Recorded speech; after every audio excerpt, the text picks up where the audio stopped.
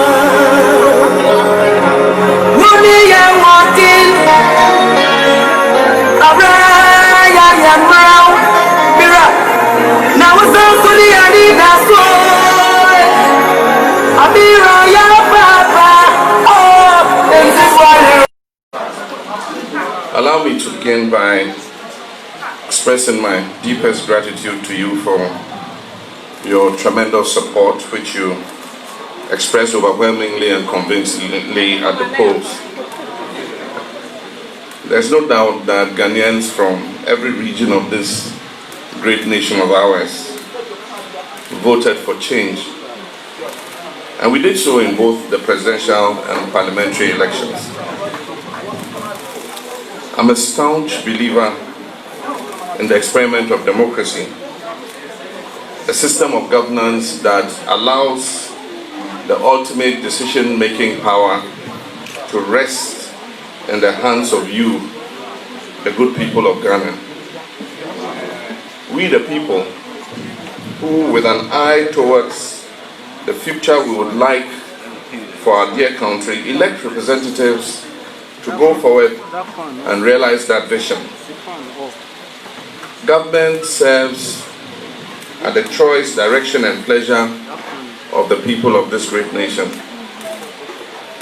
And I have had the honor and privilege to serve my country in all levels of government.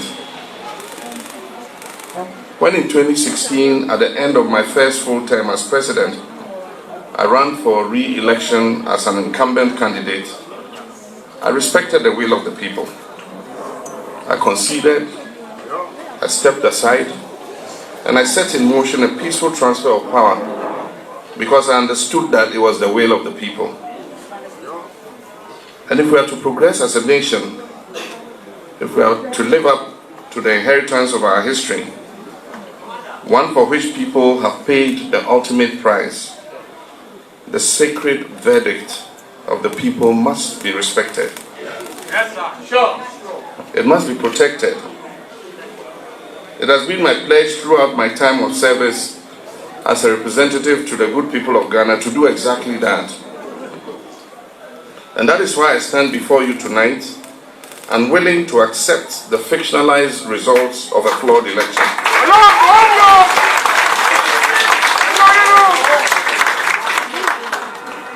My brothers and sisters, it is important to remember that the government that is in power controls all of the state resources and oversees all of the state's institutions. The line he treads between his loyalty to the power that is held by the people and by his own desire to hold on to power can be a very thin one indeed. We went into the 2020 presidential and parliamentary elections with assurances from the Electoral Commission and the relevant state actors that it will be conducted in an atmosphere free from fear and that it will be fair, transparent and credible. Unfortunately, that has not been the case. What we witnessed across the country from Monday, 7th December 2020, exposed a deliberate plan to manipulate and predetermine the results of the election in favor of the incumbent candidate, Nana Akufo-Addo, who, as so happens, controls all of the state resources and oversees the state institutions. Despite all of the ruling party's inducements, use of monetary enticements, and other such schemes on a scale never before seen in the history of this country, the good people of this country understood what was at stake, and it was clear as the results of the votes that were legally cast that the National Democratic Congress won the presidential and parliamentary.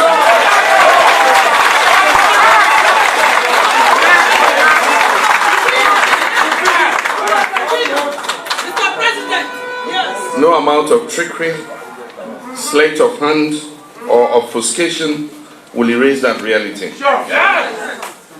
I'm extremely proud of our parliamentary candidates who have earned for themselves the title of giant elephant killers.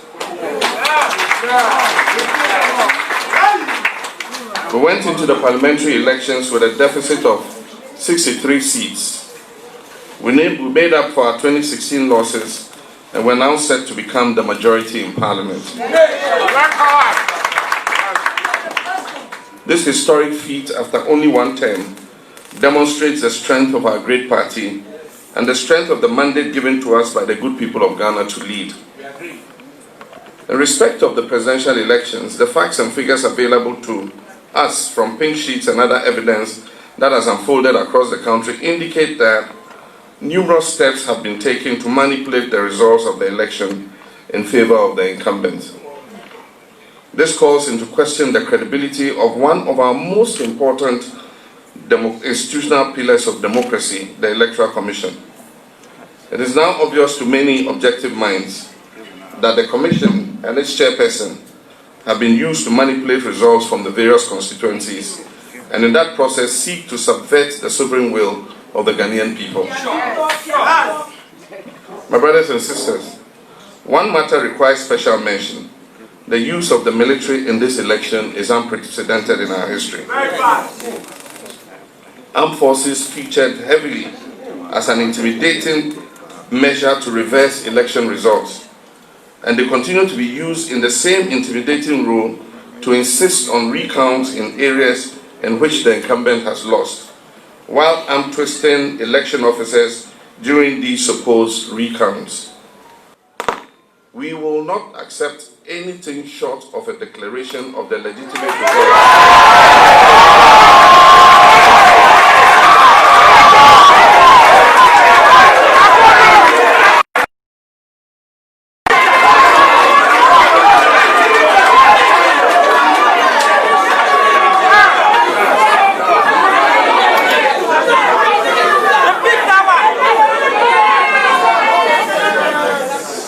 I said we will not accept anything short of a declaration of the legitimate results which point to an NDC parliamentary majority.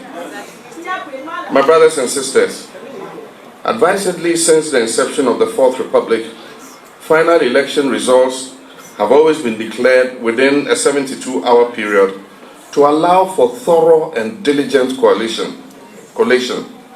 Surprisingly, this Electoral Commission chairperson announced quite suspiciously, and for reasons known to her, a hurried 24-hour deadline, which, as we all know, could not and would not be met. The chairperson of the EC, in less than 24 hours after her declaration, has admitted that she made unacceptable errors which go to the heart of the entire electoral process and cast deep doubt on the credibility of the announced outcome. The Electoral Commission of Ghana has never brought its credibility to this historic low at such a crucial moment of election results declaration.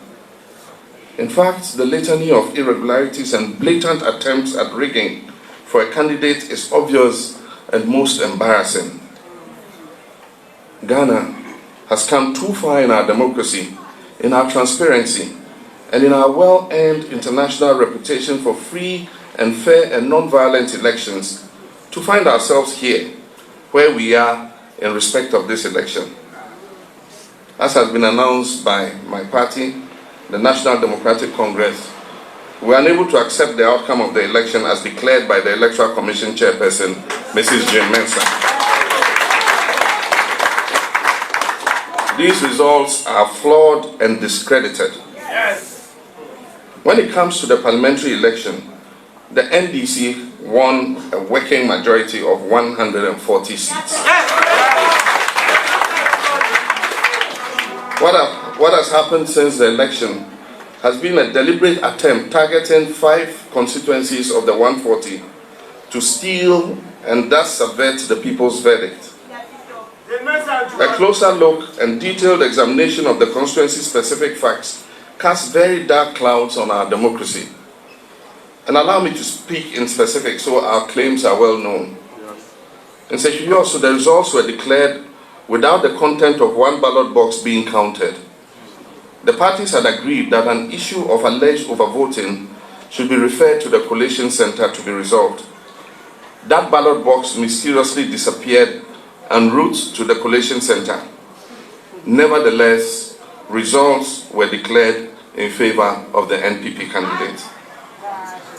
In Upper Jamshire West, the EC official deferred the declaration of the results because of alleged death threats.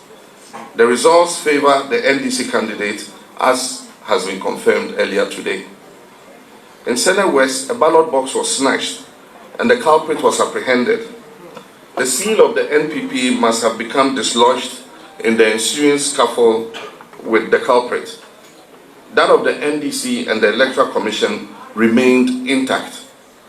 However, NPP would not allow the contents of the ballot box to be counted and added to the lot because it would obviously favor the NDC.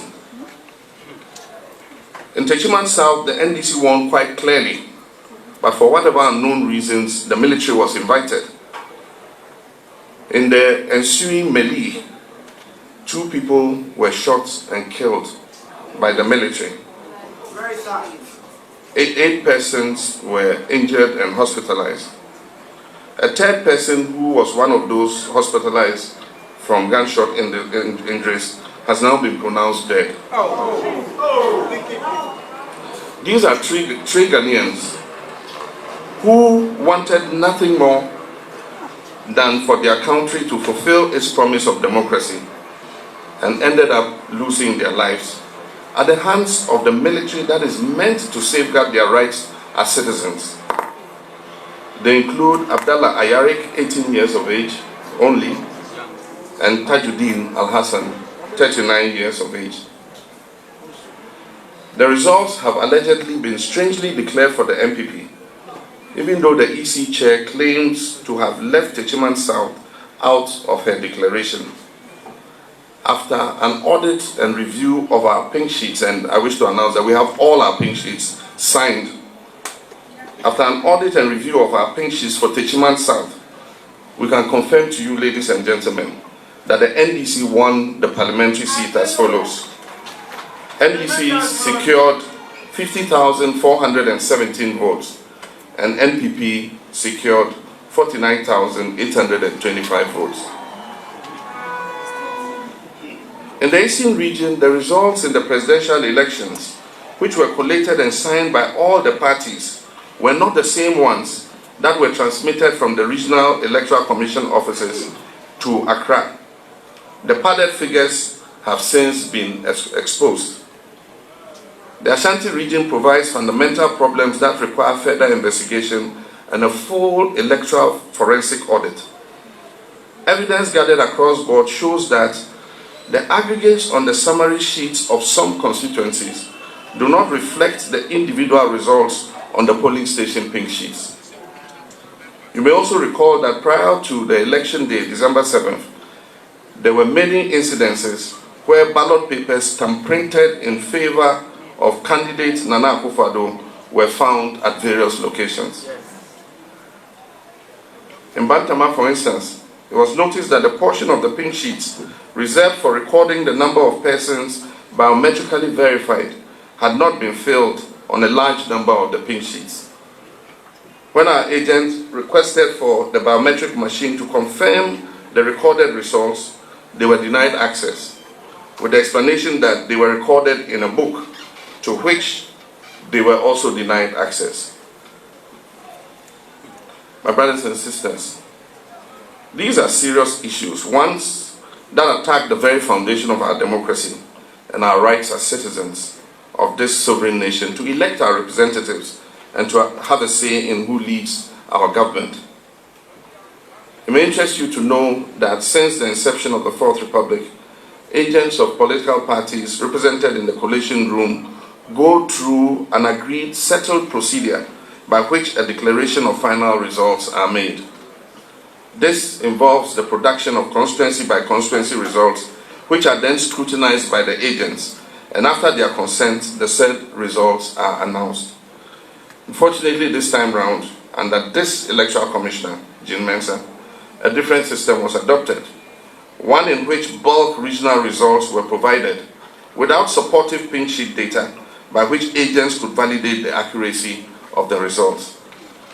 Consequently, not a single pink sheet from the constituencies supporting the bulk regional collation was provided.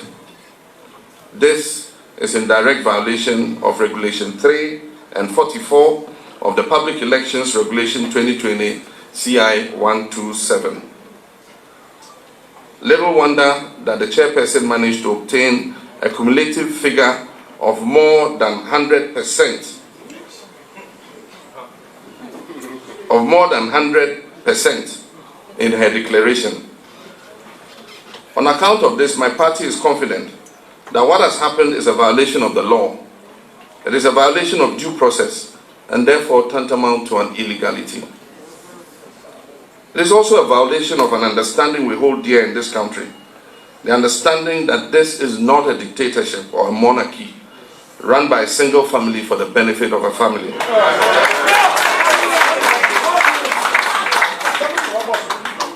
Ghana belongs to the people of Ghana.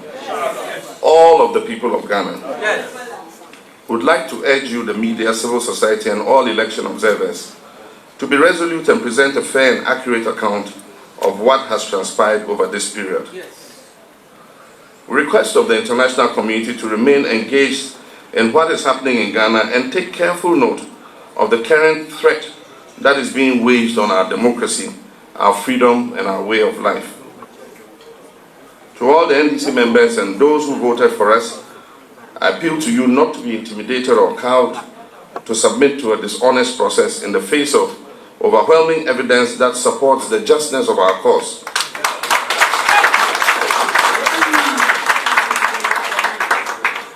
I extend my deepest condolences to the families of all who were killed simply because they were determined to protect their votes from those whose thirst for power outweighs their love for our country. And so let us all at this point rise and observe a minute's silence in their honor. God bless you.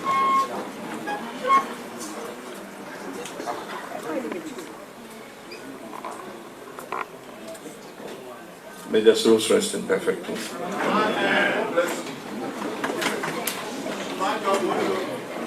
My brothers and sisters, I know dark moments like these can make us question our resolve and confidence in the promise and potential of Ghana and our democracy and its institutions. But I choose to be a determined optimist based on my personal articles of faith formed by long service to my country, including service in the high office of president. I urge you all to keep your confidence in Ghana and keep betting on the success of our democracy. This is a test of our ability within this democratic system to rise to the occasion and seek redress, to right all wrongs, to seek justice, to make every vote count, and to respect the sovereign will of the people. And let us not fail this test. Let history look back and be proud of how we united and stood up to fight for the people's fundamental rights to freely elect their leaders, devoid of crude political manipulation. And it is for this reason that my colleagues and I in the NDC will not accept what we know to be a fraudulent outcome of these elections. And we will take all legitimate steps to reverse this travesty of justice.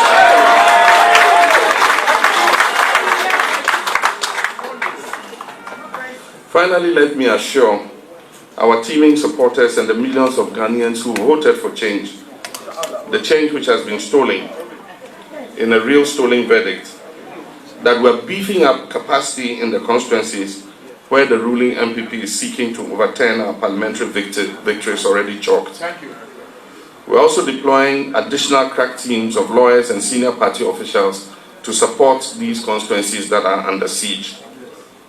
Also, In order not to leave any further infractions unaccounted for, the NDC will continue its meticulous audit of all the presidential pink sheets to ensure that the verdict of the people is upheld. These steps will surely lead to our next line of actions within the constraints of our democratic governance process, and all legitimate options are on the table. I want to send a caution to the EC that in line with Regulation 47 of CI 127, they should ensure that the election data is preserved for 1 year after elections. Let me assure you, my dear voter, that your vote will count.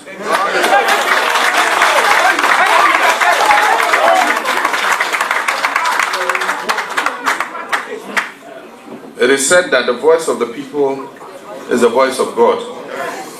And so let us go forth, knowing that God is on our side. And if God be for us, who can be against us? Ladies and gentlemen, my fellow countrymen, I thank you and do have a good night, and may God bless our homeland.